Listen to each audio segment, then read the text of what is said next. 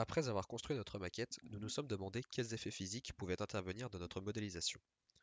Après quelques recherches, nous avons supposé que l'effet Venturi pouvait y intervenir. Pour pouvoir prouver l'implication de l'effet Venturi, nous nous sommes intéressés à plusieurs lois et principes physiques. Le premier principe auquel nous nous sommes intéressés est le débit volumique. Nous avons d'un côté une section grand S plus grande et une section petit s plus petite. Nous en déduisons donc une vitesse plus petite dans la section grand S et une vitesse plus importante dans la section petit s. Nous avons donc décidé par la suite d'utiliser le théorème de Bernoulli pour pouvoir faire intervenir la pression dans notre modélisation. Or, dans notre cas, nous nous intéressons seulement à la vitesse et à la pression dans les bouteilles. Nous pouvons donc retirer ρ, la masse volumique qui reste constante, ainsi que g et z, l'accélération de la pesanteur et l'altitude de la section qui ne vont pas varier, car notre maquette reste toujours à la même place.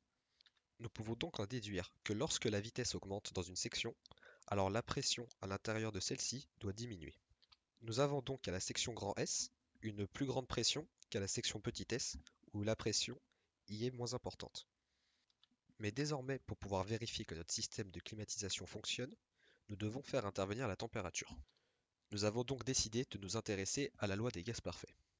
Or, pour une raison plus pratique, nous avons décidé de la remanier de sorte à pouvoir mieux l'utiliser dans notre cas.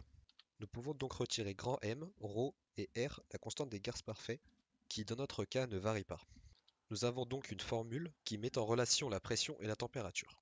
Nous avons donc dans la section grand S une température d'entrée plus élevée que dans la section petit s où la température de sortie est moins élevée. Or tout ceci reste théorique, il reste donc à le prouver de façon expérimentale.